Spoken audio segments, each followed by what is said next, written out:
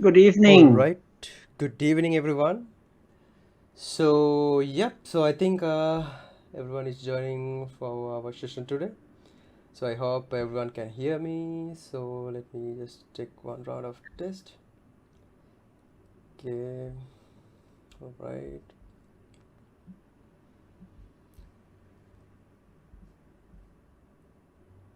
Some.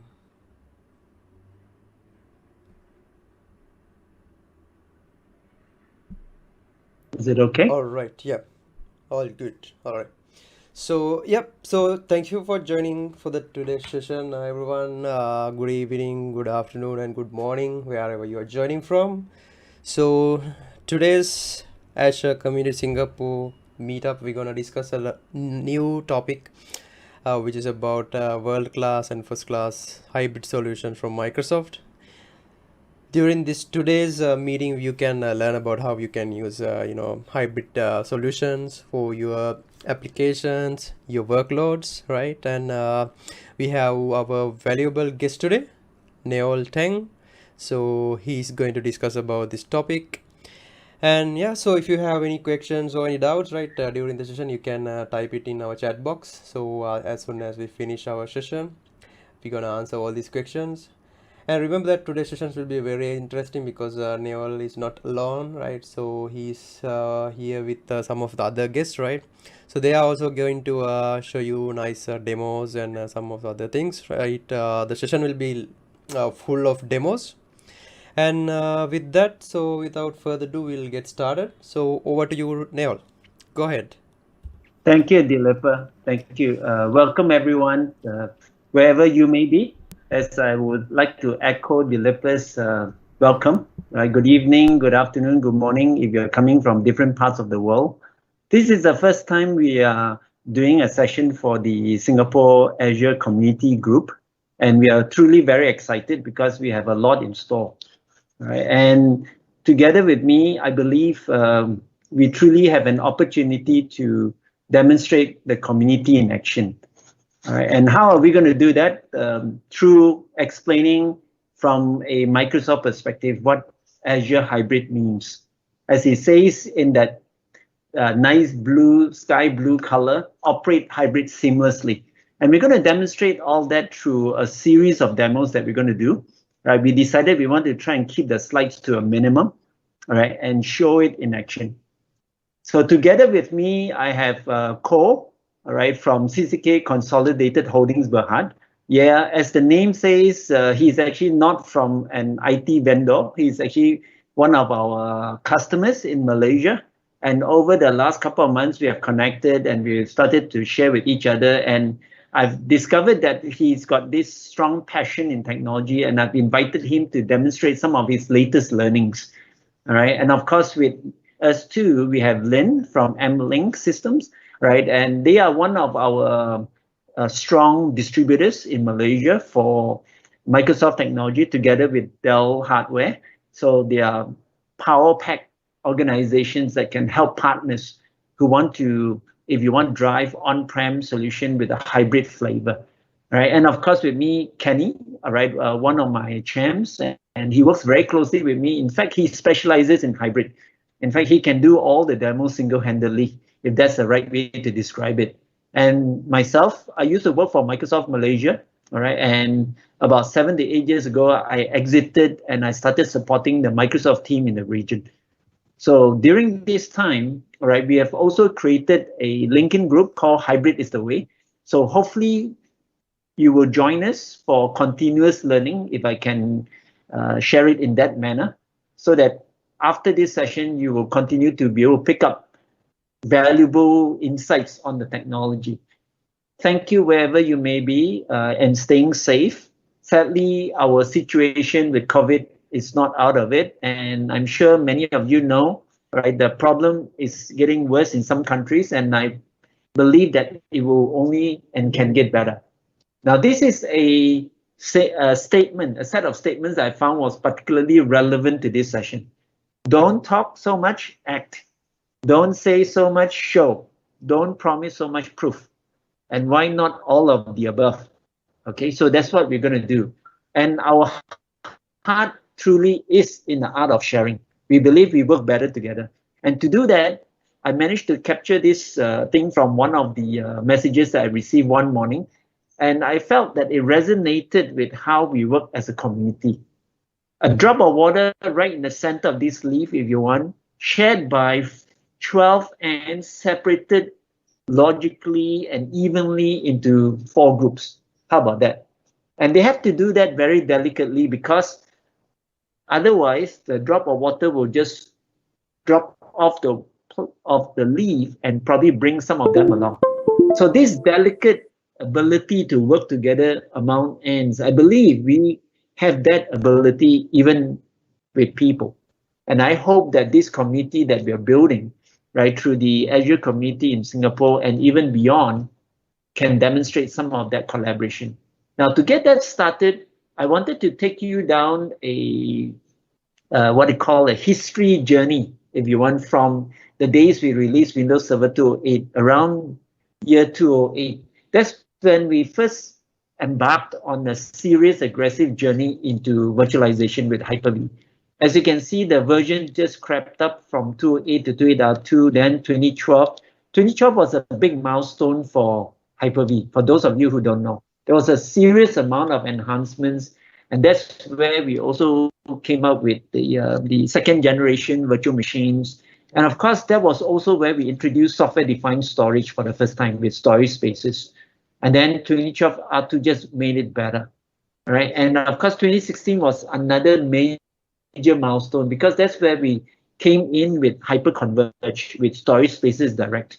And of course, some major security capabilities like shielded VMs, for example, came in the picture. And we also started supporting containers, right? We had Windows Server containers, we had Hyper-V containers. And Hyper-V containers since then has been called Windows Container with Isolation. And we have a very nice demo around that to show you as well. And of course, not long later, we came up with what we call the Windows Server in semi-annual channel.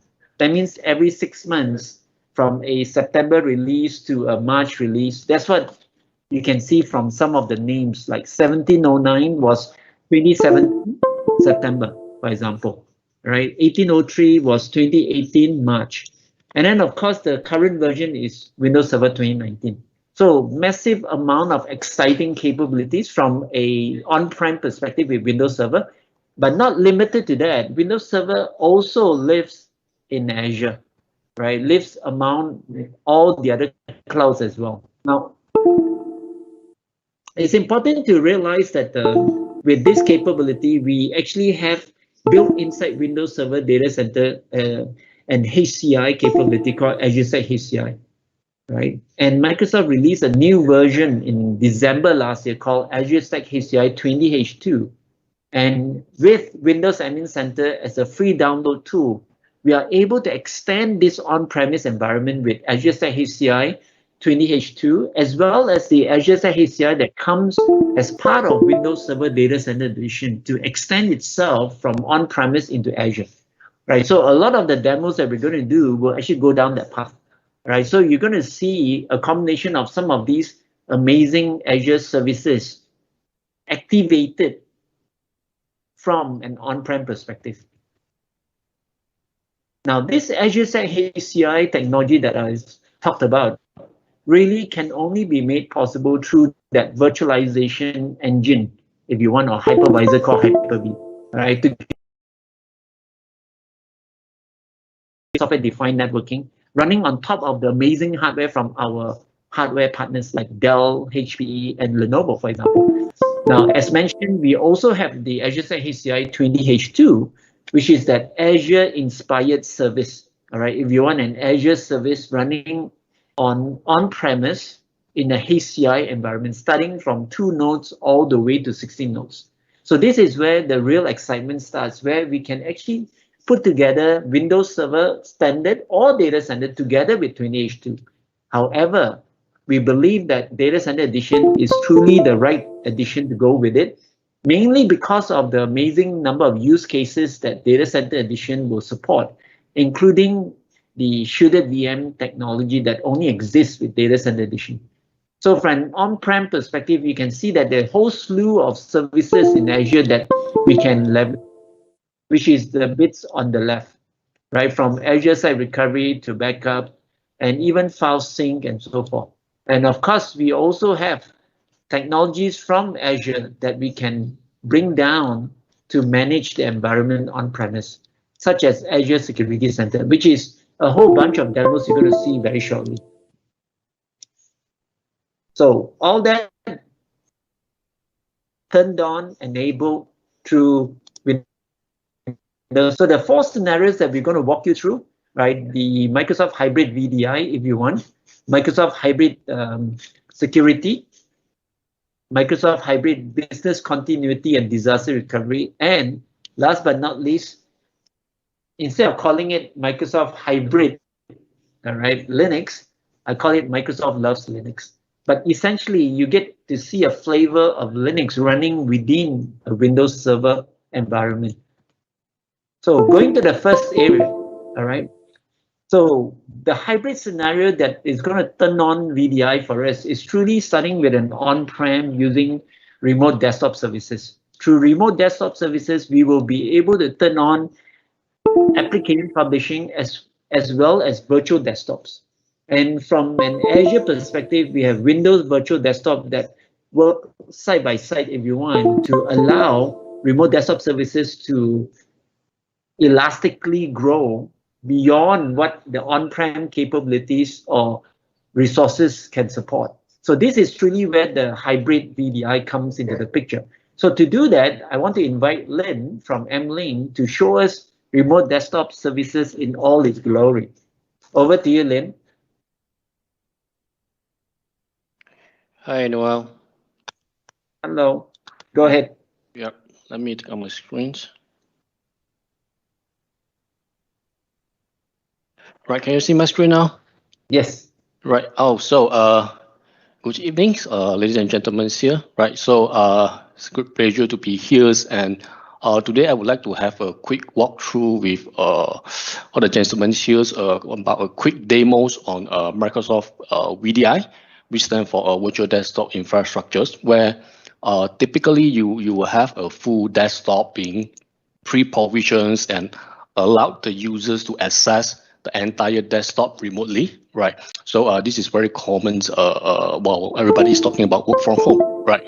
But on top of that, we would also like to share a bit about Microsoft RDS with remote apps, right?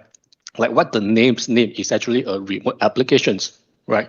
It's a little bit different comparing to a full desktop where in a remote apps, there is probably only 1 or 2 applications, right?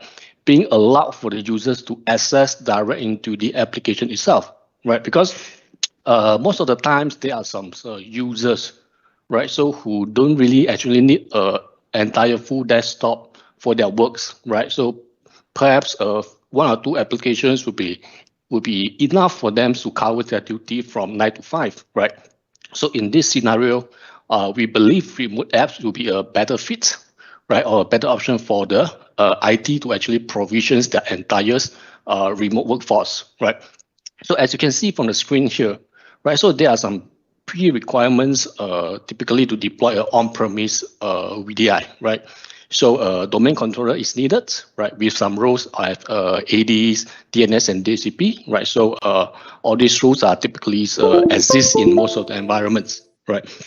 So some additionals to the fundamental build is that I have basically a remote app servers, right? So in this remote app servers, I will be publishing out some applications for the users to access to it, right? And on top of that, I do have a VDI servers, right? So I have basically created an image so that the image has been customized based on the corporates or the environment needs, right? So whenever the users log into the VDIs, they basically get the similar image, right? And definitely at the endpoints, some of the devices needed, right? So you can access to the VDI or remote apps either from a desktop, from a laptop, or even from a thin client devices, right? So without further ado, I will move on to my labs, right? So this is my lab sessions, right? So this is the VM list being created to illustrate the environment. So I have my ADs, right, to do the user authentication and also the DHCP assignments. Then I also have my PC where I'm going to access to my applications and also do my VDI, right? Then next, I have my remote apps where I will be publishing some of the applications like Excel, Words, and PowerPoint, right? And also my VDI where I've been pre-configured with a template on the devices itself, right? So moving on, let me go into my remote app servers, right? So let me go to the server managers, right, desktop, right? So this is my remote app servers. So in my collection, you basically see a application has been created, right? So as you can see here in the middles, right? So basically, I have published out my Excel, PowerPoints, and Words for the user to access because these are the most common applications that the user will use, right? So now, next, move on to see what is exists in my VDI servers. Again, check. So this is my VDI server, right? So let me check on the RDS service, and you can see a different collections has been created. So this is now a remote desktop rather than a remote program that you see previously, right? So I have two VM ring created, and you can see in the middle. So basically, you don't see any remote apps as is here, right? But whereas on the right hand side, you're seeing that two VM, right? So this is created so that the users can log in and access to this virtual desktop when they need. Right. So moving on, I will be doing some user activity. Right. So what I will do at first is that I will try to log into a remote apps and then open up an Excel. Right, I will doing some updates to the Excel files. Then I'm going to save it. Right. So what happened next is that instead of relogging into a remote apps, I'm going to be logging into my VDI. Right. So even though it's two different approach of accessing things, right. So again, we will be accessing Excel to the VDI so that to make sure we're going to work on the same files under different scenario.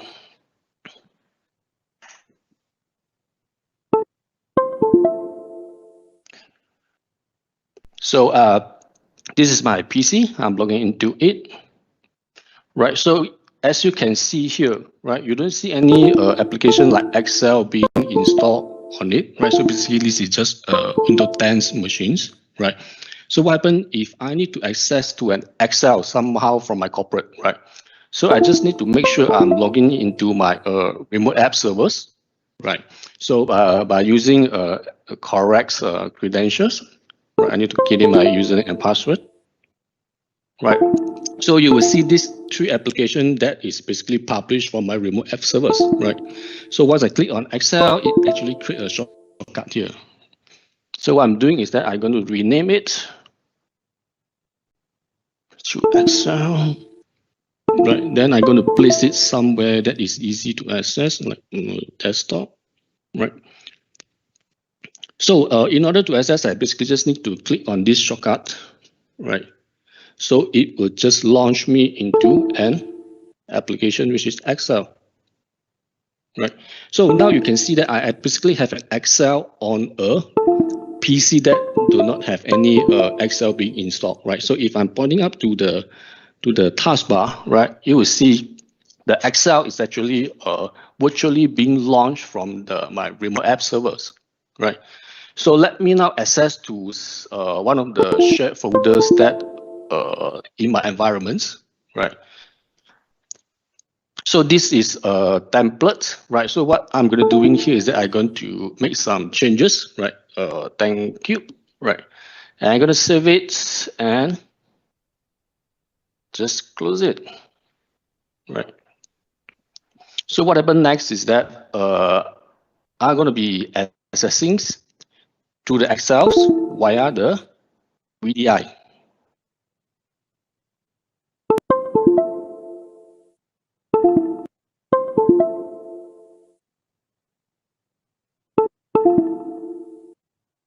So now let me open up another browser, right?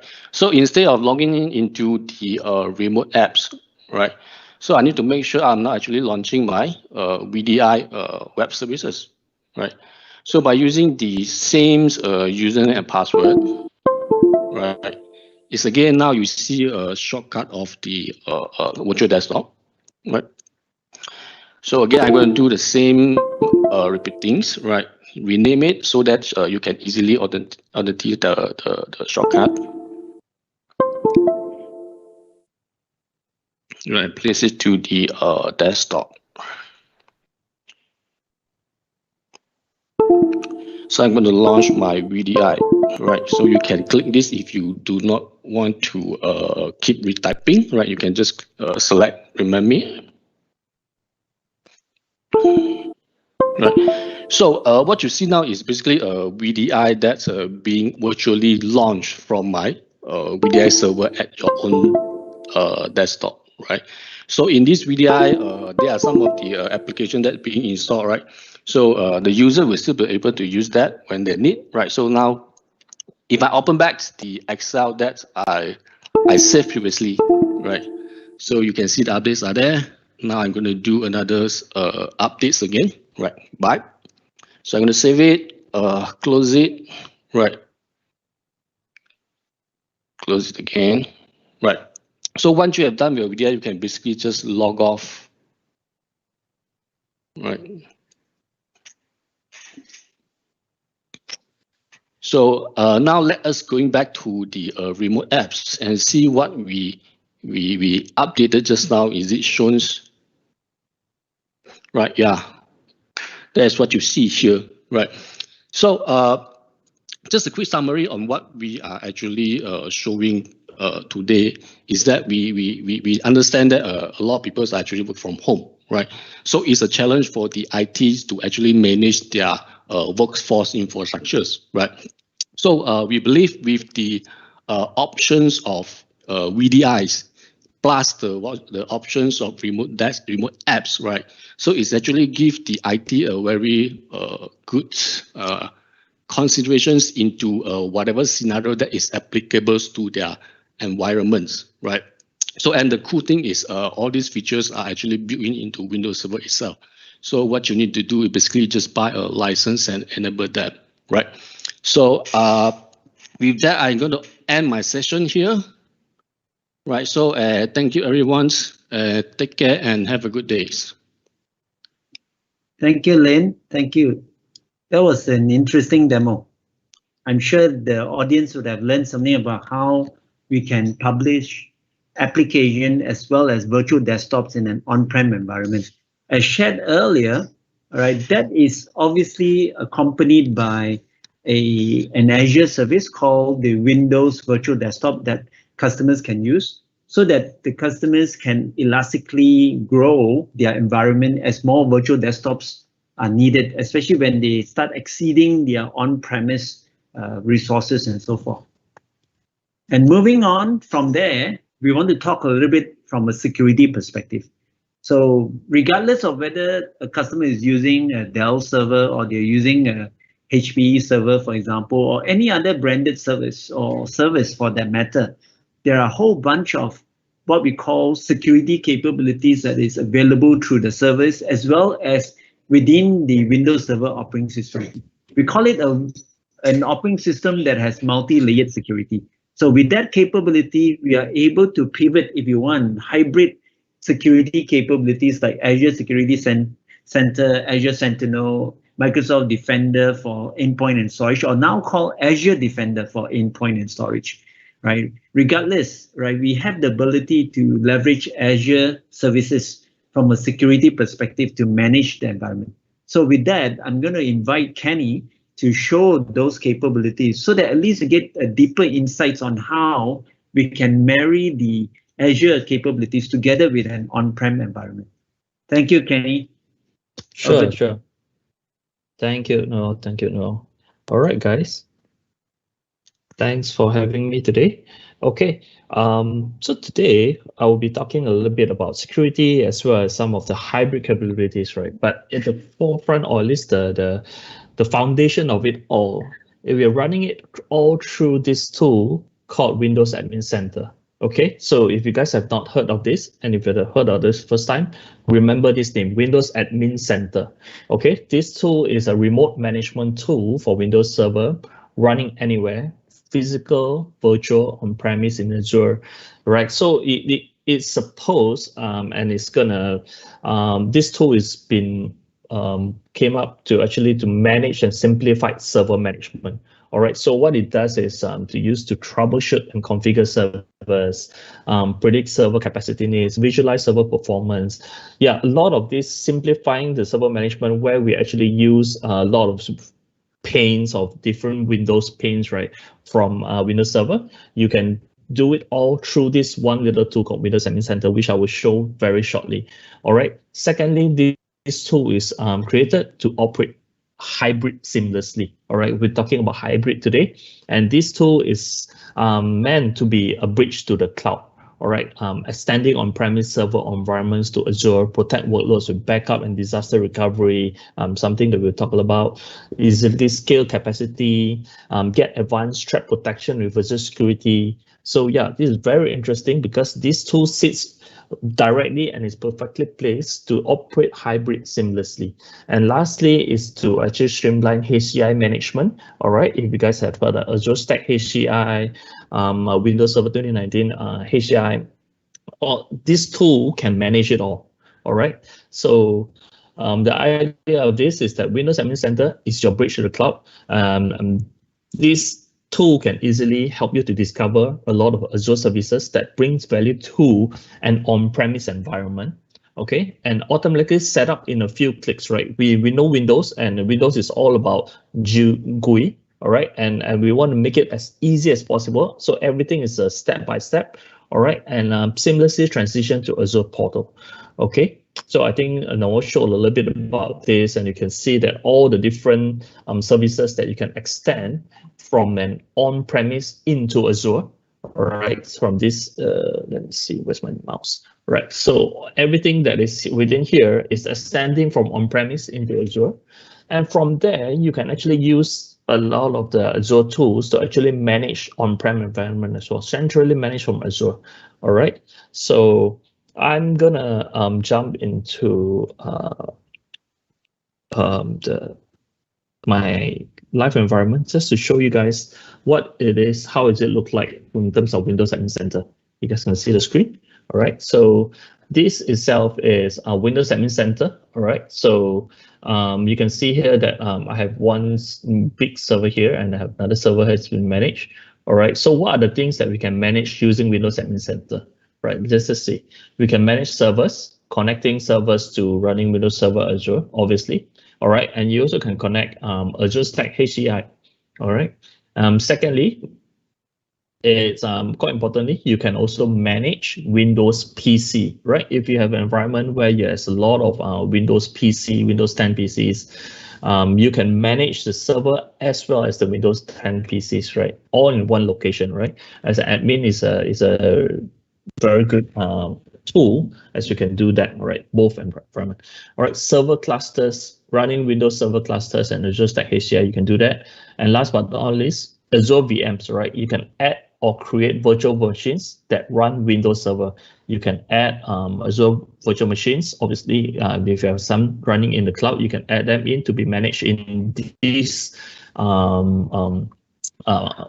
tool itself, or you can even create new, right? Manage them and create new directly where we actually can extend our workload on-premise to cloud. Obviously, I haven't set that up, but yeah, that's a possibility. All right, okay, and let's go into the server in itself. And what can you see from this server? By the way, I think I haven't mentioned yet, this tool is free. Yeah, so this tool is free. So anyone who has a Windows environment, you can actually use this tool to manage it, whether it's Windows 2016, 2012, 2019. Yeah, you can use this tool to manage your environment. All right, so we can see here from here, first thing you can see is overview. All right, overview, all the information that you need, right, regarding your servers. Is nice little dashboard here that can look into your performance and your utilization, everything, right? Previously, you need to go to Profmon or you need to go Task Manager to see how is this server working, right? We're using this tool, you can just go into it, click on overview, you can see all the information, right? From system, from processes, operating system. So a lot of the basic information is all there. All right. So apart from that, you can see here the going from alphabetical order, but everything else, all this is regarding hybrid, right? Hybrid capabilities from Azure Backup, the Azure File Sync, Azure Monitor, Azure Security Center. So all this, you can see that it's all built into this tool, right? You can tap on this. From this tool, you can directly connect Azure services into Azure. From this is an on-prem server, by the way, right? So yeah, you can connect directly to it, right? So you can see here a lot of the usual management options that you can see from certificates to now you can see here there's containers here, right? From devices, right? You can see, look at all the devices that you can see. From this computer, display adapters and everything. Okay, all right. So one interesting thing is that there's something called System Insight as well, right? So there's a built-in predictive capability that is already built into the Windows server. All right, if you guys do not know that, there's already something that's built in. All right, and this tool in itself can actually help to predict your capacity utilization. From CPU capacity, from network capacity, total storage consumption, value consumption, right? So, and this does not need to connect to the cloud, right? It's all built in, right? So you can just click on it and just kind of invoke it. Once you invoke this, you will start collecting data and it will kind of predict your if storage utilization, your CPU utilization, and let you guys know if you're going to run out of storage or you're going to not enough CPU usage and things like that, right? So it's a very good tool. Go try it out, especially when you actually install this Windows Admin Center. All right. So this is in a way kind of a nutshell about Windows Admin Center. Last thing to just kind of show you that this tool in itself can also manage virtual machines. Yeah, it's not just showing dashboard and things like that, right? You can see here that there's a all the Windows. I have a lot of virtual machines in this server, right? And you can actually just manage all of them, and you can even add and create virtual machines, right? So it kind of like is a virtual machine Hyper-V manager kind of tool as well. Yeah, you can create virtual machines, manage virtual machines, and even go remote connect to virtual machines. So yeah, so a lot of value that is built into this tool, right? Okay, so do try it out. If you guys have not played or haven't heard of it, this is a free tool. All right, we will leave the links down below later. Okay, and all right. So before that, we're talking about security, right? So let's just go in and let me just show you guys. All right, Azure Security Center. All right, so it's a unified security management tool, and I'm just going to show you in a very simple way from Windows Admin Center, right? How I want to actually connect my my on-premise server, whether it's a virtual machine or it's a cluster environment, right? And to be protected by something such as Azure Security Center and Azure Defender, all right? This is a pure new server, all right, virtual machine that I have, and I'm going to connect it to something called Azure Security Center. And I just show you guys how easy it is to actually connect to it. Connect to the cloud and let it be protected by the cloud and onboard it, right? And from there, you get a lot of security capabilities that you will inherit from Azure Security Center itself. All right. So what we're going to see here is that once you click on it, you will have to have a certain things. Firstly, is you need an Azure subscription. Okay, and then the second thing is that there will be a log analytics workspace. All right, these are, if you guys are not familiar with Azure, these are just simple things that will actually store your logs as well as a subscription. So these two things only. All right. So once you actually have it, you're gonna. If you don't have it, you can create new. If you have an existing one, you can use existing one. All right, just two things that you need to do, and just click on setup. Okay, and very quickly you will see that you will, from the back end, you actually onboard this server into Azure Security Center. All right, so you can see here it's successfully onboarded. All right, the finish successfully. Great. All right, what are the things I can do, right? Once I've onboarded, right? So what is the capabilities that I can do? So firstly, once I onboarded, I can do subscription, all these things that I set up just now has been tagged to the Azure environment. I haven't even logged into the Azure environment, but I've already connected this server to the Azure environment. All right, let's before that, not going too fast. All right, first thing is that once you have onboarded this server to Azure Security Center, you will start to churn out and start to analyze this server. What does this server do? Is there any vulnerability on this server? What are the things that need to be done from the security perspective? All right, so from there, you will actually see that there are certain things that they will come up.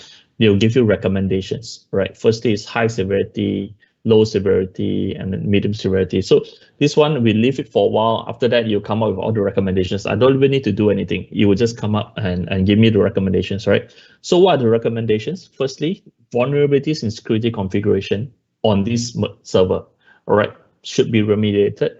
Secondly, a system update should be installed on your machines. All right, so once you click on that, you'll bring us to the Azure environment that is managing this server. All right, they will go to the recommendations. Okay, you zoom right into it. That's what we call seamlessly go into Azure, right? And from here, I just want to look at what are the critical rules that I have.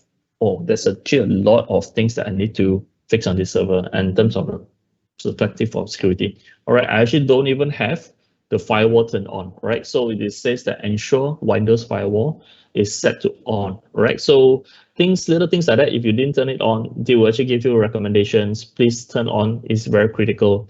And there's a lot more rules or recommendations that they give you. All right, secondly, what are the things that you need to look at into, right? System updates. That I think the recommendation, second recommendations is system updates, and it's not just telling you need to update, right? They'll just go down to the which updates that's missing, right? The CVEs, which is accumulated updates, security updates. I have here .NET framework. I have Windows Server 2019 updates. Yeah. So basically, it's giving me information that is useful that I can use to actually take care of this server. All right. So now we're just going to zoom out a little bit more and see from the perspective of Azure Security Center. As an admin, okay, once I'm onboarded and I'm managing it, what are the things that I can see from Azure Security Center point of view? All right. So you can see here, it says a big dashboard here, and you can see things like secure score, insights, Azure Defender, okay, and regulatory compliance, right, and inventory. So these are all the things that I can access on a dashboard. All right, first thing, secure score. What are these? These are actually a dashboard of sort of score to show me my posture, my security posture of my whole environment. All right, so you can look into my whole environment and just give me a score. Actually, how secure is your environment? All right, from there, I can actually look into how do I want to, once you put a number to it, right, now I can actually look into improving it, right? Once you put a number into it, whether it's 20 or 30 or 40, now I can do how do I get better? How, if I'm 20, how do I get 30 or 40? So over here, they'll have all controls, right? So things such as enable MFA. What's MFA? MFA is multi-factor authentication, right? Other than that is remediate vulnerabilities, apply system updates. All this has a points to it. You can see potential score increase. Once I fix it, they'll increase my score. All right. So as an admin, I just want to say, okay, I just want to move my score up to maybe 70 or 80.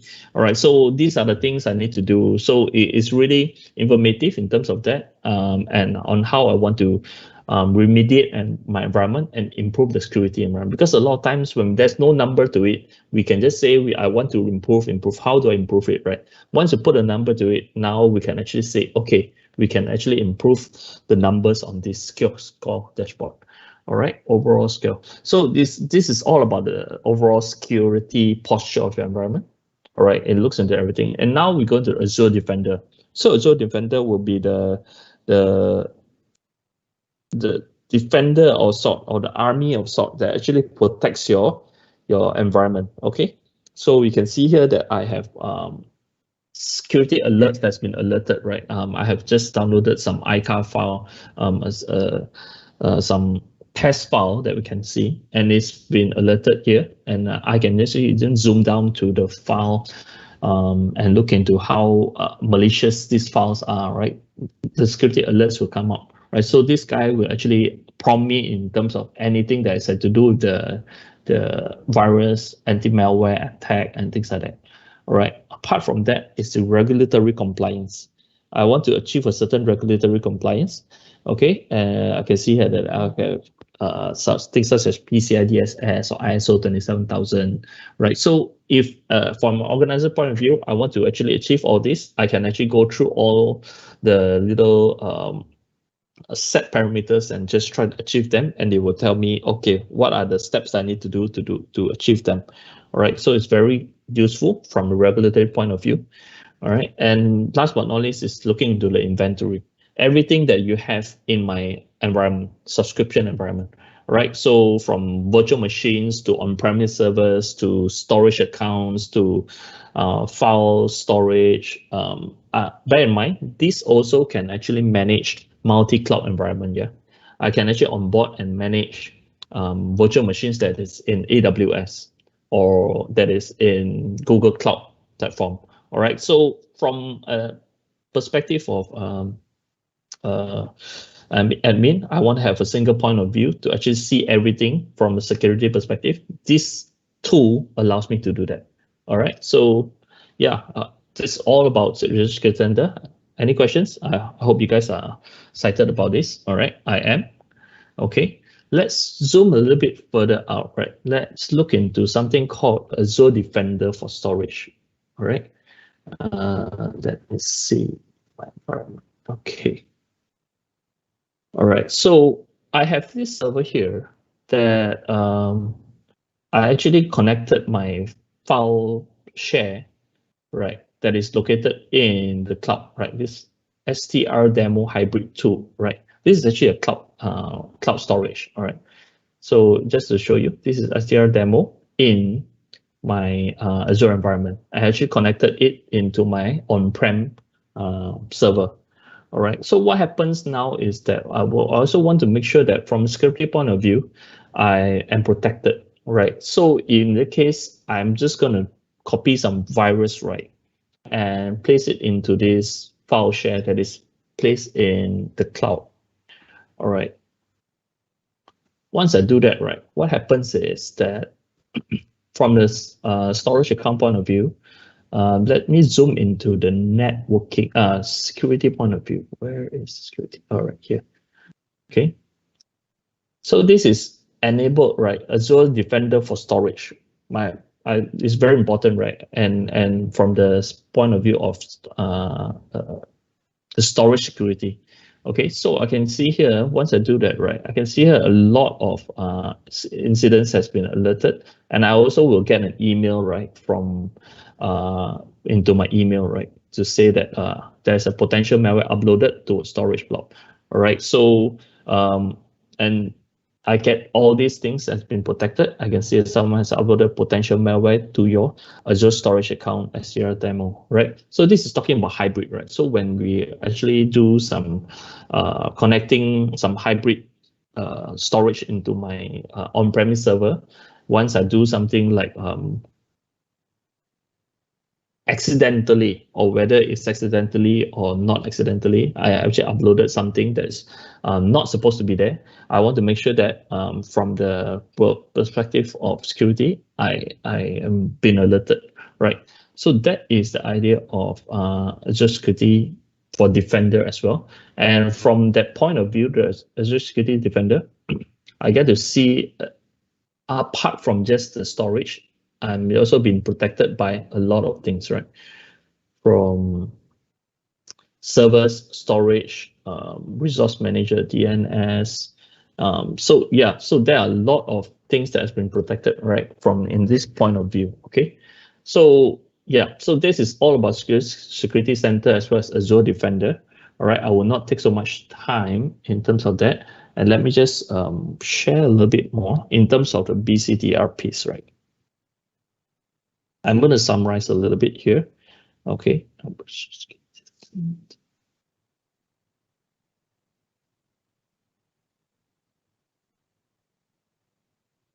Okay, hybrid disaster readiness. I'm not going to go through every single thing, right? But obviously, there are a lot of features that is available in this sense. There's Azure backup, right?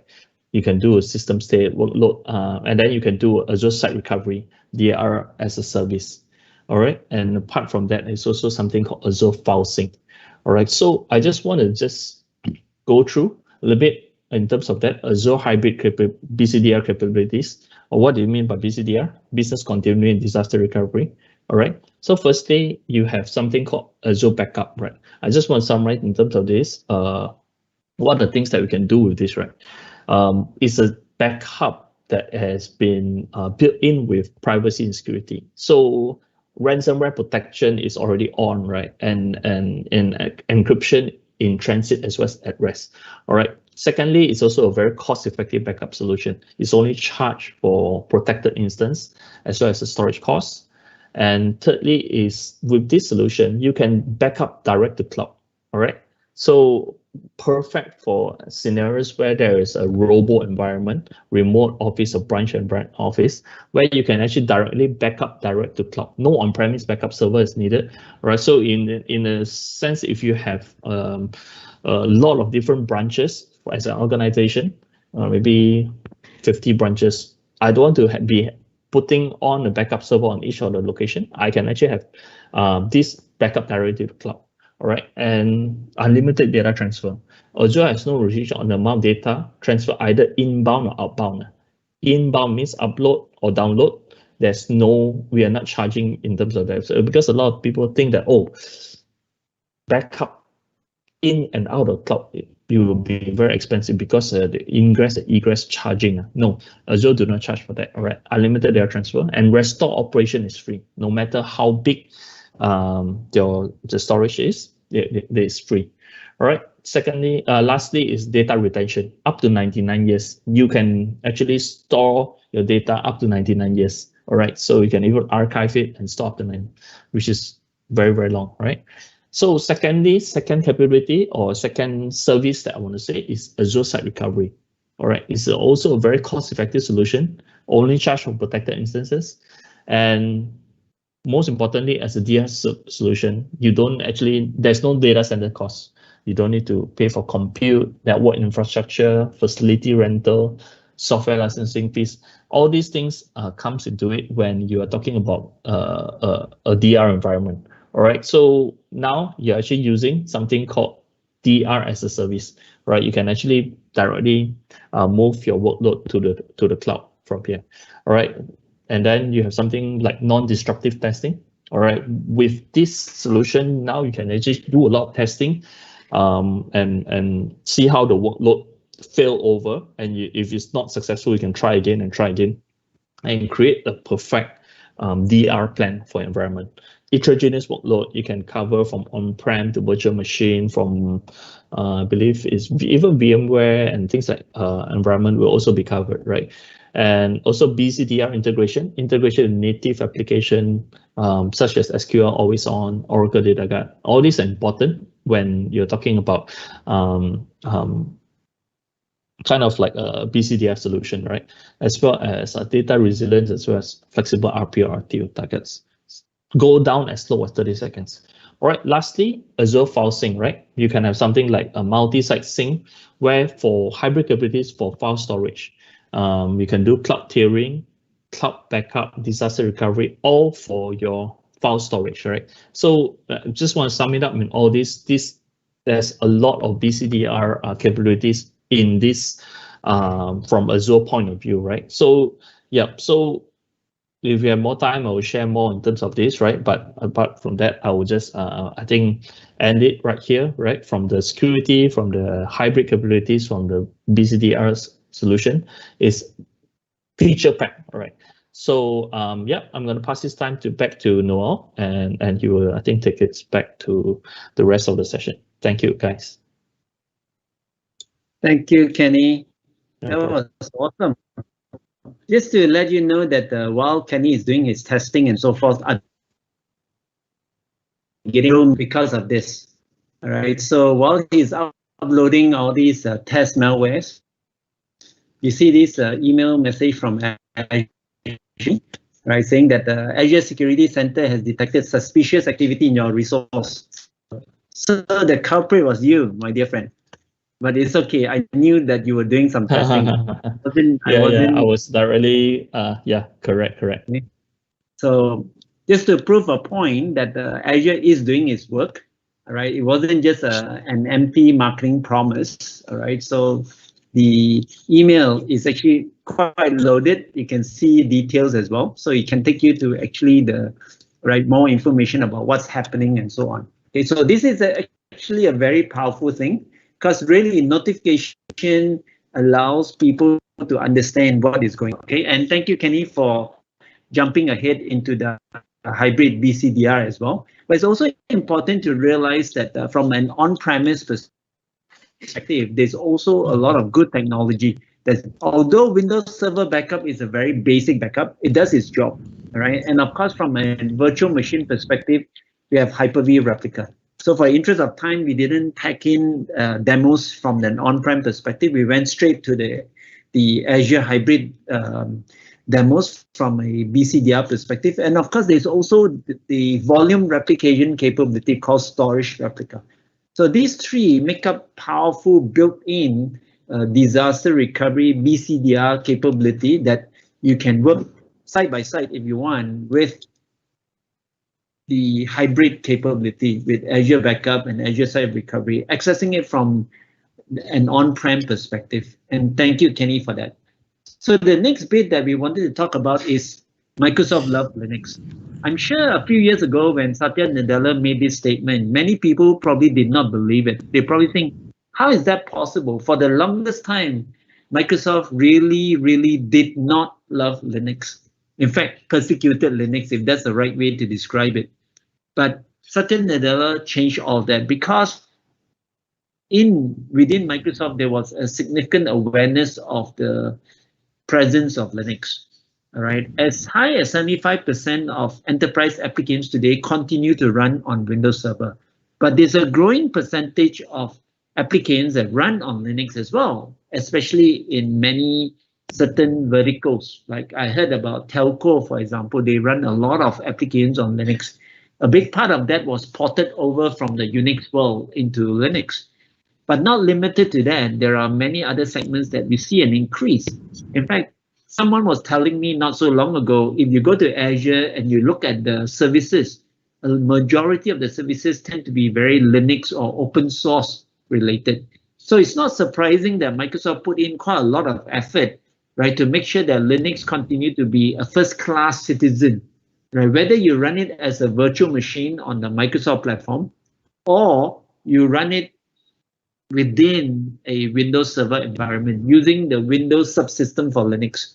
Today, we have version 2, which is amazingly fast, right? And it's not surprising because it is running in the kernel, all right? And that's something that I'm going to get Cole, our very special customer, who's going to talk about how the Linux Penguin can pick through one of the windows within the Windows icon or one of the panes within the Windows icon.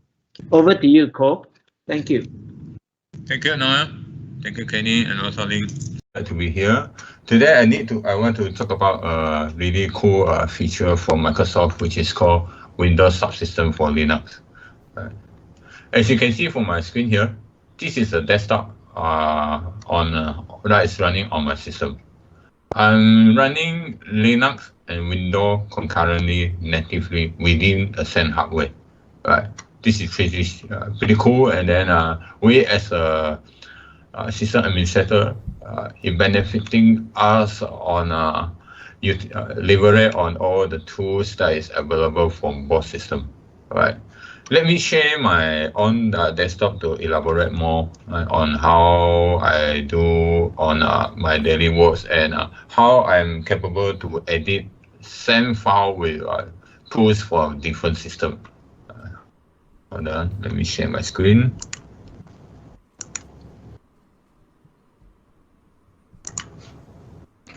All right, as you can see, this is on my desktop. All right. This is a Windows command prompt. All right. This is a Linux command shell. All right. As you can see, I'm running Windows 10 Pro. Over here, this is a Windows X window. The Linux X window where I'm currently running XFCE version 4. All right. As you can see, this is the information. All right. What we want to do now, I will edit the same image file by using the different tools from different systems. All right. At the beginning, I will edit this file using the Microsoft Pen. All right. Let's say I want to tag where am I living. All right. Let's say I take here. All right, then I save it.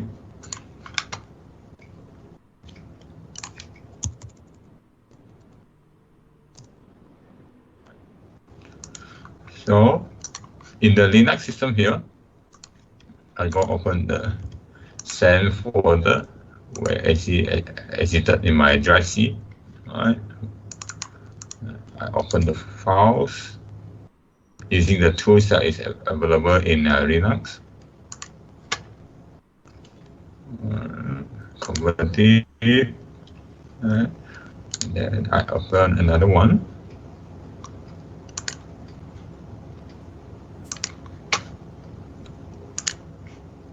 Alright. And I copy. Paste it over here. After that, I convert it, become a layer. Then I zoom in. I scale it to smaller.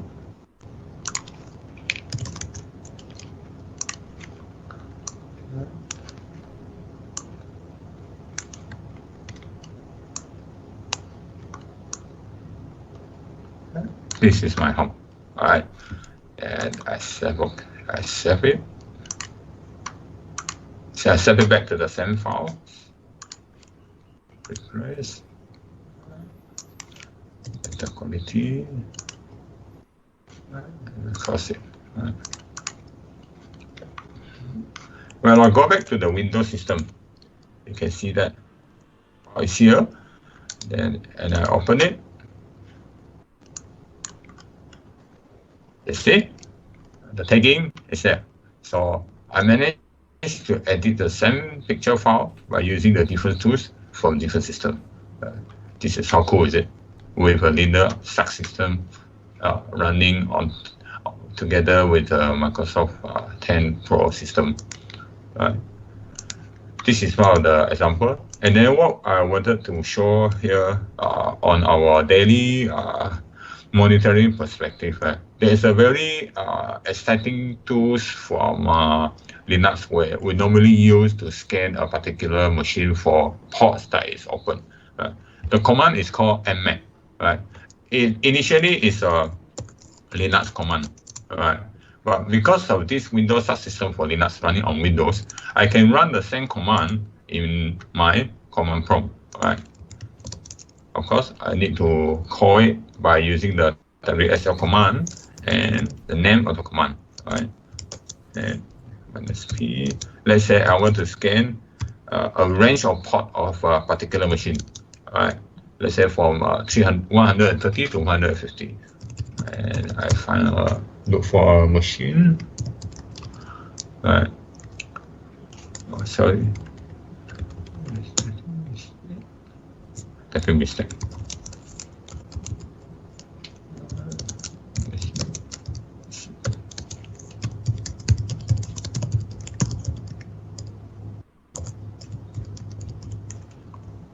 Right, as you can see, the command actually scans through one of the machine on my network, and then scan the port that I specified.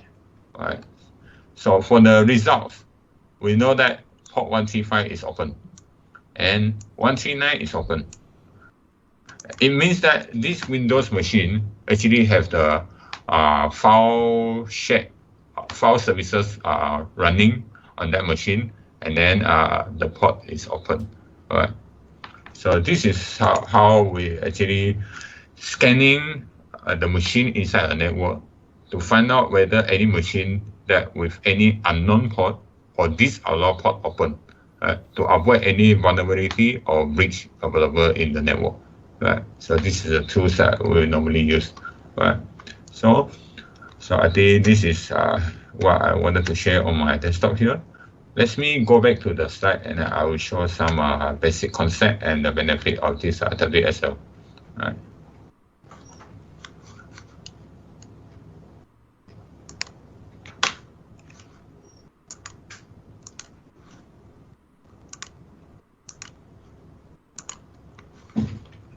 Okay, so this is the end result of what we're having after the installation of the WSL module. Right.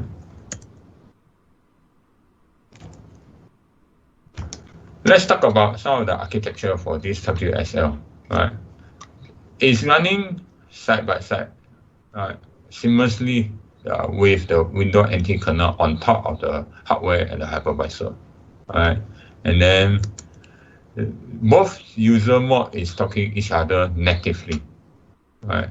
And then we have a different distribution of Linux system that is capable to run on this Linux kernel. Right. As an example here, you can run Ubuntu, Kali, and the Source Linux. Right. All these actually running as a very lightweight Hyper-V virtual machine together with the Microsoft Windows. Right. Let's move on where we talk about some of the benefit for this Windows subsystem. The best that we get from these tools is that the performance, right? Because due to the resources usage of this Windows subsystem, it doesn't same as the ordinary method that we normally use, like dual boot setup or using Hyper-V machine, the VMware machine, right? The virtual machine tools that we normally host different OS. It's totally different. Right? It works seamlessly and natively with the existing Windows. Right? So the performance is there.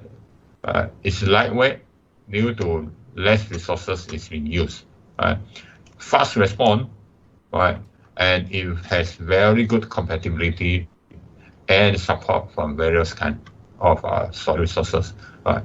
You have a support for Microsoft, as well as a lot easy to set up certain third-party application, as well as there's a lot of forums, documentation. We'll talk about this. All right. So after this benefit, we will talk about how easy that we actually installing this Windows subsystem in the Windows platform. All right. Basically, what we need to do is we enable the features from the PowerShell command. All right. After that, we install an update package from Microsoft to update the Windows subsystem for Linux. All right. After the system has been rebooted, we changed it to a latest version, which is a Windows subsystem version 2. Yeah, that's all what we need. All right.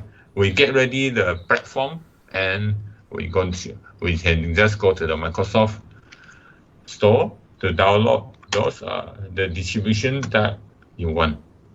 You have an option of Ubuntu, SUSE, Debian, and Kali Linux. Right?